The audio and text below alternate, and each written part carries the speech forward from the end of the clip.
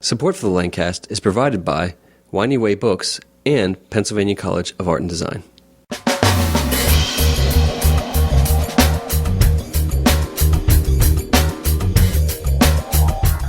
Welcome to the Lancast. I'm Becky Svensson. And I'm Lauren Slesser. This is the first episode of Ladies' Night here at the Lancast. Enjoy the conversation. Well, we at the Lancast family are always trying to do different things, have different ideas for episodes. And so a while back there was a guys' night, and naturally the women who are part of the Lancast family were a little offended, and we decided that we were going to retaliate. So here we are at the first Women's Trends Lancast episode. Welcome. Dun, dun, dun. Okay, I'm here with Lauren Slesser, who's the writer for the Lancast. And Lauren, why don't you tell us a little bit about what you do specifically for the Lancast? Well, I do the write-up for the website. Once Keith and David record the episode, then David will, sometimes he emails it to me, or sometimes I just pull it off the website and listen to it, and just kind of pull some bits and pieces from it. Sometimes I'll go to that, whoever's being interviewed, the guest, I might go to their website or look up other information online and kind of come up with an outline for what I'm going to do, and then try to incorporate some humor or just, kind of make it into a workable piece.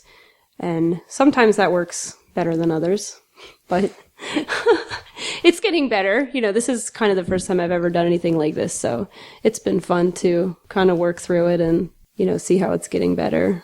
How did you find yourself doing this kind of work for the Lancast? Well, Keith started with David back, I want to say May or June, and David approached him and said, well, how would you feel about doing the write-ups as well? Do you think you'd have time to do that? And Keith was like, yeah, sure, I could try that. And so he was working on it, and we were kind of working on it together, and he was just having trouble, formulating the whole thing. And I was kind of editing what he was writing, and then kind of little by little, I ended up writing more than I was editing. And he kind of said, well, do you mind just doing this? So yeah, I think it's fun. It kind of keeps me, it's something else for me to do that's different from what I typically fill my week with. So it's kind of a different art form than I've been used to in the past, but it's definitely a lot of fun, and I'm glad to be doing it. So what would you say is one of the hardest parts of the process of writing posts? I think the most difficult thing is when you listen to the recording, and the guest that's on, it might be something that I'm not very familiar with, or I just don't feel a real connection to what they're saying. It's hard to come up with enough stuff to fill the page. So I've had a couple that I really felt like I didn't maybe do them justice, or not, that's not the right word, but just, like that they might have a lot more, somebody else might be able to say a lot more about that person or what it is that they do, and I'm just not as familiar with it. So that's a little bit hard, especially if I'm cramming at the end of the week, which is pretty typical for me. So why don't you tell us a little bit about what you do for the Lancast? You've been with us a little bit longer, I guess, than I have with the Lancast, but I don't know about that. I think it just took us a long time to meet each other. Maybe. That's possible. Yeah, I am a correspondent for the Lancast, so this basically means a non-committal co-host. Hey, that's great. It's the best of both worlds. Seriously. You get credit, but you don't have to. I mean, yeah, this is a fun project, and it was a new thing for me as well. I didn't know how much time I could get to it, but really enjoyed stepping in for Keith in October, and glad that and you did a great job. Stick around. Oh, thank you. You really did a great job. You. You're a natural. I like to ask people questions, especially awkward questions. Silence. So moving on. People like to talk about themselves. I think it comes easy to them. So yeah, that's anyway. True. That's true. Yeah, I work in customer service in my other life, and I do find it's amazing what people will tell you. Like, just some people come in and they're just an open book. And it just blows me away, like how honest people are about their lives, to a totally complete stranger. Mm-hmm. But do you have anything really personal and like kind of secretive that you want to share with us right now? Me? I have a crush on David. He just got a tattoo. It's So super he's pretty awesome. BA. Yeah, but don't Phoenix. tell Keith because he'll get jealous. Great. Since today is our first Women's Trends podcast, I was trying to think about trends, what's really hot, what's really important right now for women. And the first thing that came to mind was the Chobani yogurt phenomenon. For those who aren't familiar, Chobani is a class of high-quality Greek yogurt. And, it's known for high protein and being delicious. And still a lot more expensive than I would normally pay for yogurt. But for some reason, I'm drawn to it. And every time I go to the supermarket, I see other women drawn to it. What do you think about that, Lauren? Well, I don't have a whole lot to say about it because I've never had it. However, my husband has started bringing home Greek yogurt and telling me that I have to try it. And I went to the store and I saw how much it was. And I was like, yeah, no, I really don't have to try that. But I am a yogurt eater and I also like cheesecake. And I'm told that it's the best of both worlds. Would you agree with that?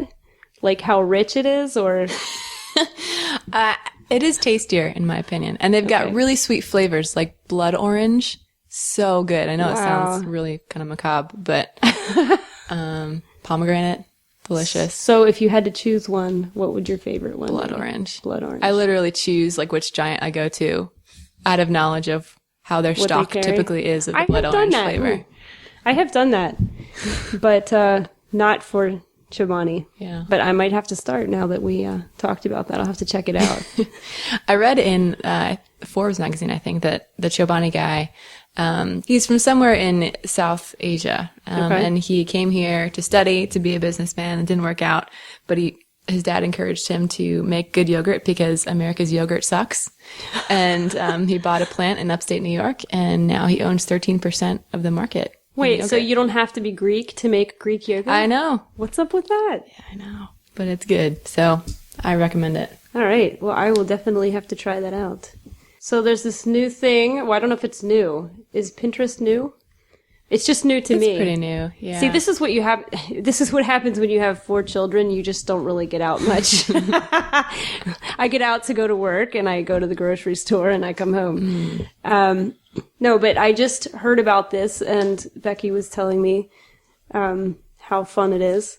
So, why don't you explain exactly what Pinterest is? Well, Lauren, it's funny that you asked because I have never allowed myself to go on it. And I think it's one of the better demonstrations of self-control that I've had recently. I just know that if I would get on it, I would never be able to get off. I'm pretty creative and I just like to look at pretty pictures and to put things together. I'm not stylish, but that kind of stuff is still fun. No, I know what you mean. So I just haven't been able to get on, and I see all my friends spending a lot of time on there. I mean, I waste enough time on Facebook or blogs. Absolutely. So I need to step back. I think with all of these internet trends, it's kind of one of those things, I see the value of it and it looks really cool. And if I was single or, 10 years younger, that would be really awesome. But yeah, when you have more things drawing for your attention, you kind of have to pick and choose. So I haven't had the chance to check that out yet, but I keep hearing things about it. So I might just, I don't know, though. It's kind of dangerous for me because I might spend 5 hours on it after that. Yeah. So we have an outsider's perspective, both of us. But why do you think women are so drawn to Pinterest? Well, I think, like you said, if you have a creative side to you, I think in general, being a mom, I understand that when you're at home and you spend a good majority of your time with your children, I think there's a lot of women out there that have a creative side that does not get utilized in the way that they wish. I can say that for sure. I have been into the arts, into music and fine art since I was a kid.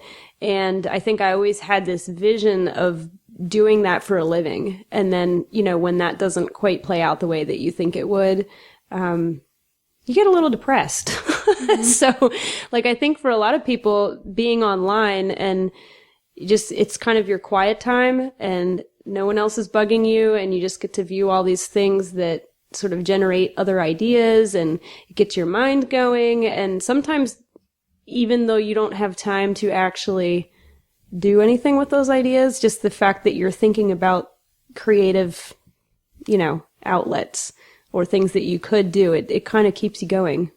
What do you think? Would you agree with that? Yeah, I mean, Like, not that you have to be a mom. right. I mean, I think that would be true for any busy individual. Yeah, I think just like Facebook and other things out there, it's kind of escapist. And so it's easy to just withdraw and spend a lot of time there. So as someone who doesn't have all those family pressures, but I still have a lot of stuff I want to get done. Absolutely. I could see myself just getting lost in there because it kind of helps you build your like individual dream world. Like, Yeah. if I could order everything in life, it would look like this. Yeah. I would dress like this. I would have these boots with the fur. Yeah. And I would have a matching sweet, like, Che Guevara jacket to go with it. See, I used to do that when I was a kid before like internet was anything that I even understood. I would go through the Sears and JCPenney catalogs that were like 2 or 3 inches thick, and I would cut out all the things that I was going to own when I was older, That is the original Pinterest. Absolutely. See, so I had a good idea before I even knew it. I had this whole like book. I would staple paper together and just cut out all these things and glue it, and that was like my little dream world. All you're waiting for was the internet. Absolutely. I missed out. I got chipped. Somebody owes me somewhere. So, talking about this, having all these ideas that we don't have time for, and you're a creative individual and I'm a creative individual. Tell me some of the stuff that you have in your mind that if you had all the time in the world that you would maybe make happen. Right. Well, I do. Yeah, I do consider myself a pretty creative person, but I'm really bad at drawing and like 2-dimensional art. So I'm still a little insecure about my creative side. But, the 2 things that I like to do, and I always feel like an old lady for saying both of them, is, I like to work with ceramics and I like to garden. Why does that make you feel like an old lady? I love gardening. Those are both pretty old lady No habits. way. So sorry if anyone else out there, likes to do those things too. No, it's coming back. I think that more people our age are getting into that. I hope so. Do you know Keith and I have a year membership to Longwood Gardens? Wow. We go there every year on our anniversary. Oh, man. That's very cool. Yep. Yeah, so when you first said, we were talking earlier about do-it-yourself projects, and one day I was looking in some design magazine and saw this entire wall made of succulents. Wow. If you don't know what succulents are, That's incredible. actually, I don't know how to describe them. They're kind of like puffy mini plants.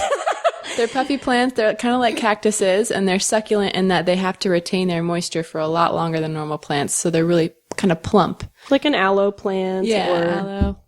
what else is a succulent? The Venus flytraps. Aren't they succulents? I don't know. I thought they were. Oh, yeah. Well, cactuses are for sure.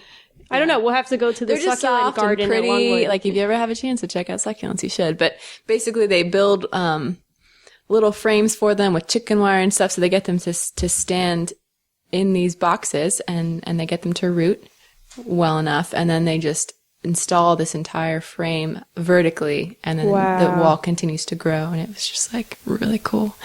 But succulents are expensive, so that won't be happening ever, probably, unless I marry really well. What about those little?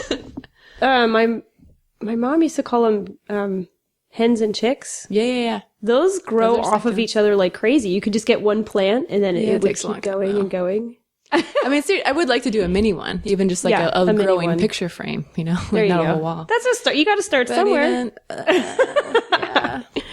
Anyway, so All right. what about you? You Well, okay. have to back up a little bit. You have 4 kids. You mentioned them a little bit. Yes. Can you tell us a little bit more about their ages and what your house is like to frame What the your insanity that is my projects? life looks like. I have 4 kids, 2 girls, 2 boys, and Katrin is 7, Eden is 6, Jacob is 2.5, and Ryan is 4 months old. So before I had children, I had done a few different murals for other people's kids. And I always imagined that our whole house would just be full of murals. Right, yeah, but like that ever happens. I mean, murals take hours and hours and hours. And then it's, you'd have to block off that section of the house so that nobody was getting into your paints and stuff. And yeah, we have like no free space in the house at all, as Keith will tell you. So when we redid the girls' room, we kind of started doing one room at a time. And what I did have enough time to do was I picked a wall color that kind of coordinated with their bedding, and we bought it in 2 different sheens. So there's a flat and a semi-gloss, and I did a stripe on the wall on the ends of like the 2 ends of the room. So even though it's the same color of paint, because of the way the light hits it and like it reflects off the semi-gloss, it absorbs in the flat, it looks like 2 slightly different colors. And then I did this stencil for the ceiling to go with their bedding that was a paisley design. And I had this great idea. I had all this scrap paper that my dad had given me. It was kind of like a cardstock thickness. And I used, what is it called? Like the repositionable fixative that you spray on, and I stuck it to the ceiling, and then like I dabbed that on with a sponge and then reposition it and do it again. And I was like, this is a great idea. So I'm using my dad's work lights that are like 800 degrees, and they're, positioned up on the ceiling.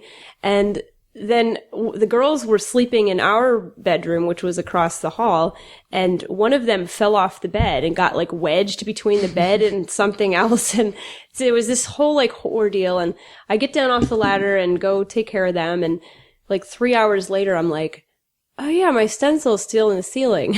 And I go back in and it's baked to the ceiling. So I had to rip it off. And that was, I don't know, like 4 years ago.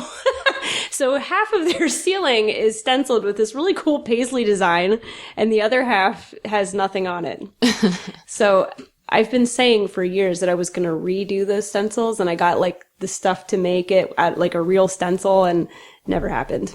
So yeah, that was one of those things. It was kind of a cool idea, but then classic, like mother of 4 tries to be creative, and then life gets in the way. Yeah. So it would have been cool. Stuck behind the bed. Yeah. I know, like what? Yeah. So, and then another thing that I was going to do on the hallway wall was find a quote or a verse or some kind of really inspiring thing. And I was trying to figure out how I could do a stencil of that with that same technique of having the semi-gloss and the flat so that you would sort of see it. Like it would sort of be a ghost of the words, but it wouldn't be real obvious. But then I just decided that if I was going to hand cut all those letters, that would take way too long. And so ever since then, I've been trying to think of a way to do that more efficiently. But well, have you heard of those companies that they have like phrases and verses? Yeah. And I know someone who sells them, and I just can't justify paying those prices. No, I think they're a little pricey. A friend of mine is so creative that she bought a die cutter. And she made one. At work, we just put a verse up above like this big prayer wall that we have for everyone across our network worldwide. And she just kind of like whipped up a little verse and threw it up there. With a die cutter. She's really incredible. Like the kind that you get at AC Moore or whatever. Mm-hmm. Well, I might have to think about investing in one of those. That might be an option. Another thing you could do is use tape. I have a roommate who's really, really creative and talented, and she like doesn't like to use traditional media. So she's always using something else. So she took this really cool kind of World War II era encouragement propaganda, like, come on, we can do it, America kind of thing. And she put it up on her wall in masking tape. It's awesome. In masking tape? So she just... That must have taken forever. Yeah, I mean, she's so good that I think it just took her a few hours, but that way she can take it down and there's absolutely no cleanup.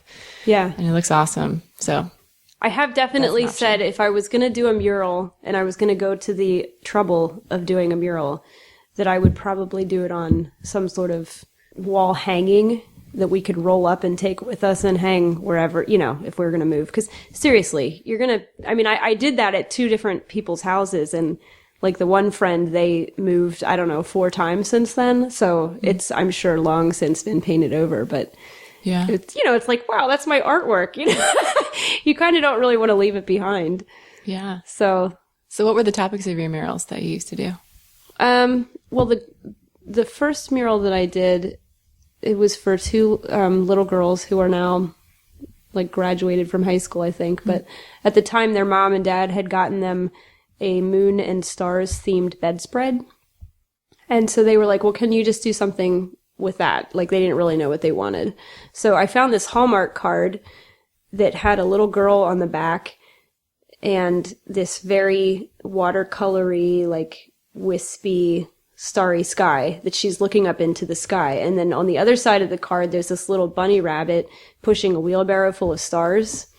And it was just really, it was cute, but it was kind of dreamy looking. So I got the great idea to paint all 4 walls in the ceiling.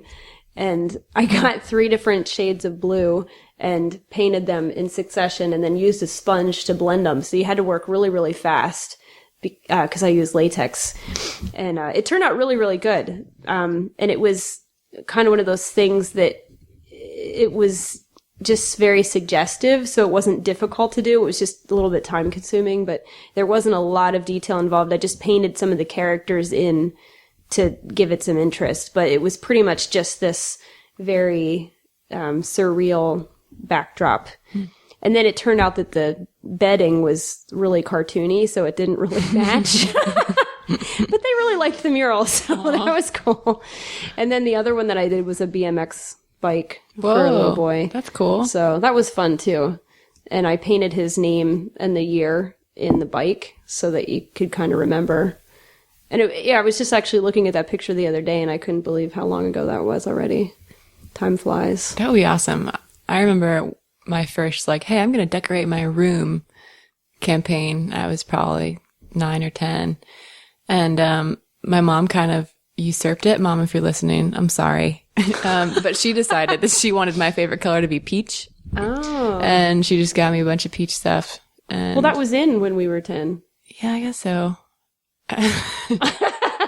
Lots of was ugly the dried in flowers color. later. Oh, yeah. They're no longer there. But anyway. So do you still live in that room? No, you have a place. No.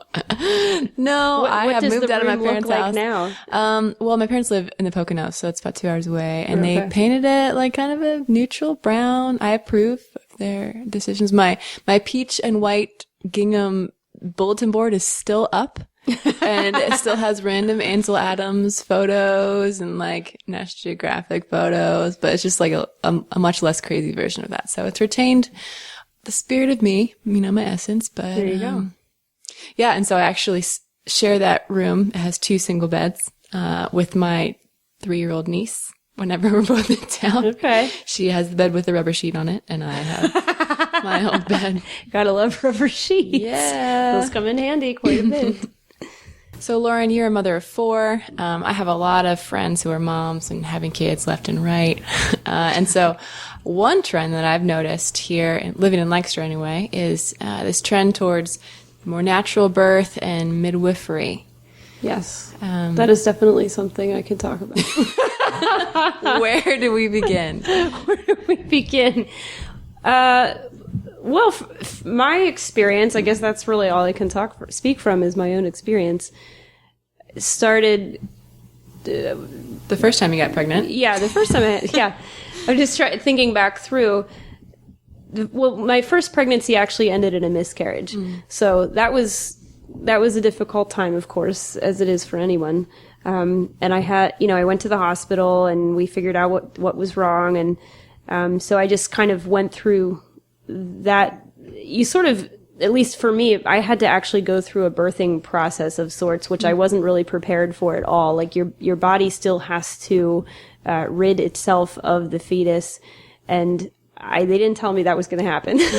So that was kind of terrifying because I was sort of in labor and didn't realize it, and I just was having all this pain. So that was an interesting experience. But then, after you go through that, it's kind of like, oh, I can handle that. It's hard and it's scary the first time, especially if you don't know what to expect. But it was kind of like, all right, I can do that, So I got pregnant again and we gave birth to our daughter, Katrin, at the Women and Babies facility, which is a very nice facility. And they were very welcoming. They give you a tour ahead of time. And, they do a lot of things to try and make it feel homey as compared to a regular hospital. However, it is still very much a hospital. And I think that for me, being my first like full-fledged birthing experience, it was just really stressful. I happened to come in right at shift change, and I forget how many nurses they introduced to me before they figured out who was actually going to be my nurse. Because it was like, well, I'm going to be your nurse for the next 15 minutes, but then I'm leaving, and then so-and-so is going to take over. Oh, but wait, actually so-and-so is over here now. So, I mean, I seriously think it was like 3 or 4 people that I got introduced to in the first few hours. And that was just really traumatic. Because it's like, you're scared, this is your first time, and you're really trying to concentrate on keeping yourself calm. And then you just have all this commotion going on, and you're meeting all these different people. And every nurse and every midwife and every doctor has their own way of doing things. So it's like you're constant. It was just very stressful. But I was going to try and go all natural. And I got to the point where I was just like, I really don't think I can handle this anymore. Do you think that I could have an epidural? And so they were like, well, let's look into it. And they said, okay, the anesthesiologist is in an emergency C-section, but he'll be here shortly. So he comes in, and I did actually get the epidural, but it really didn't kick in until after Katrin was born. Whoa. So it was funny because I felt the whole thing, and then I went numb after. So at least I didn't have any pain after.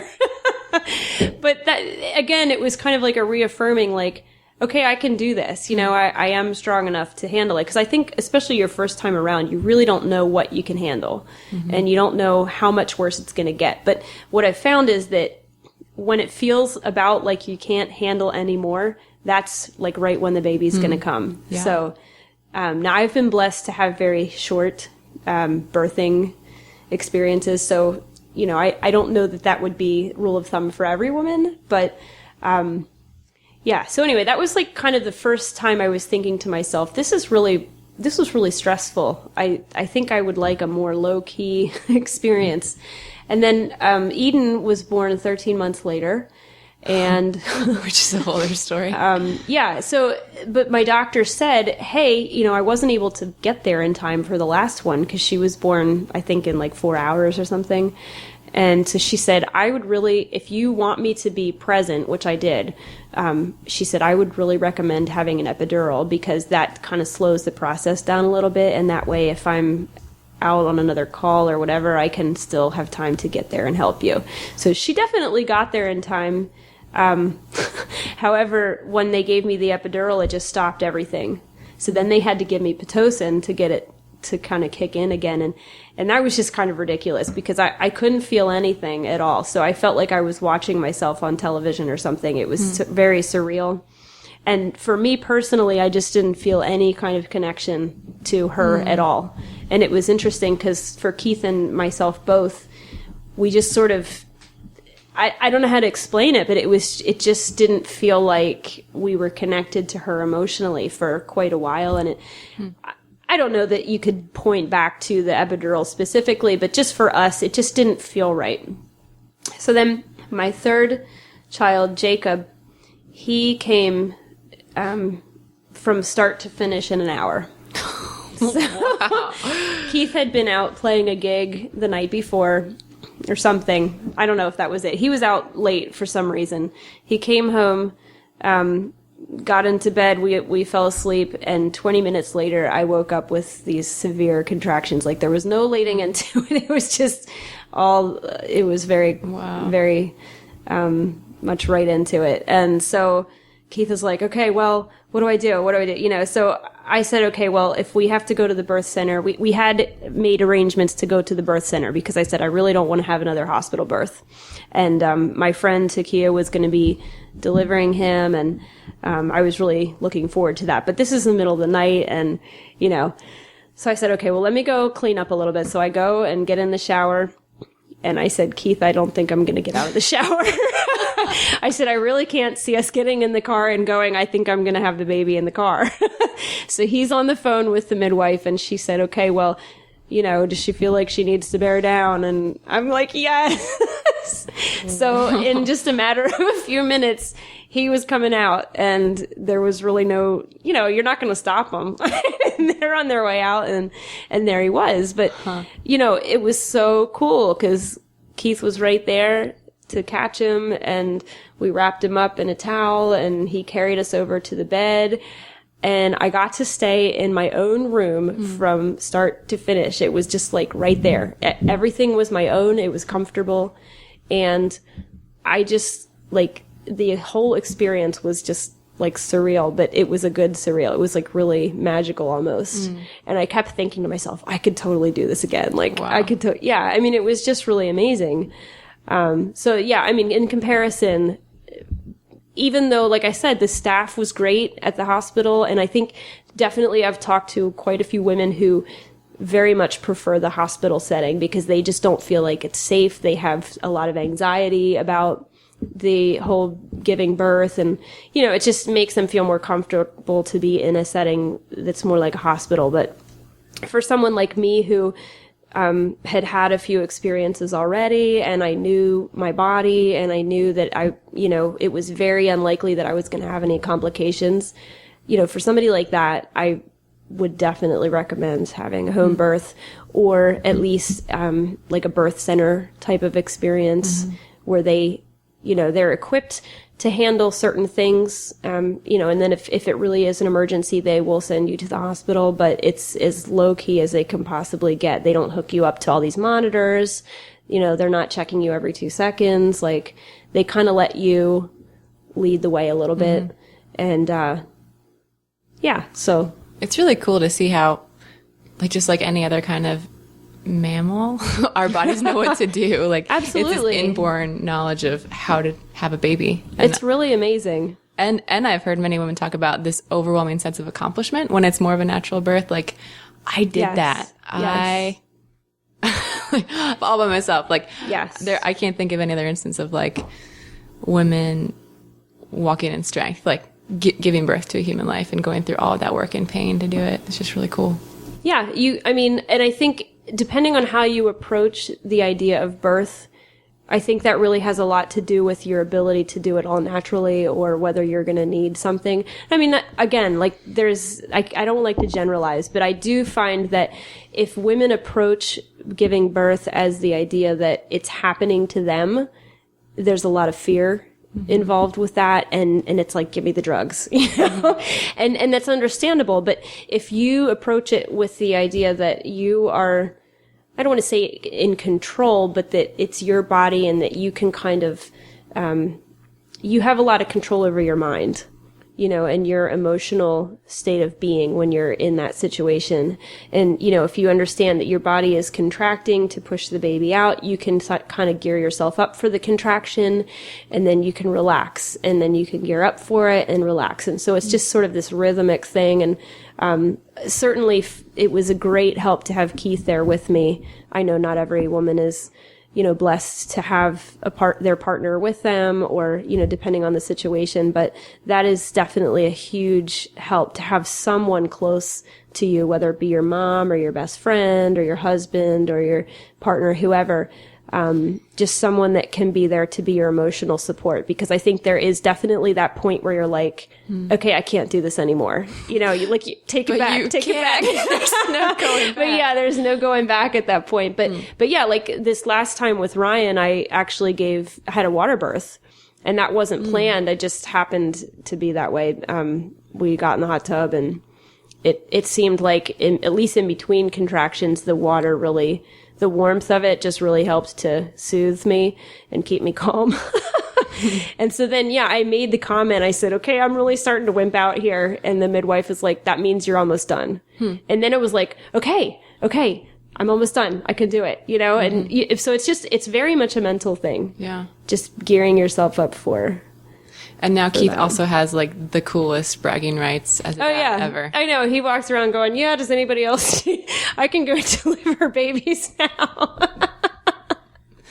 That's pretty cool. Oh, yeah. But yeah, it's a great experience to look back on. So Well, wow, Lauren, we have covered quite the range of topics. Yes, from, we have. Really important issues to Pinterest and everything in between.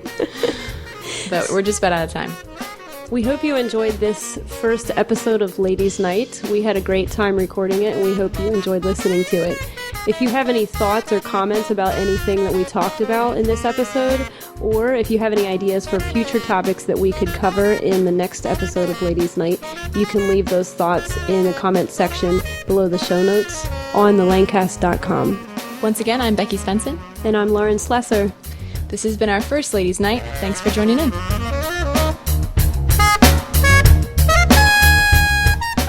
We hope you've been enjoying the Lancast. This episode was produced by myself, David Moulton, with show notes by Keith and Lauren Slesser.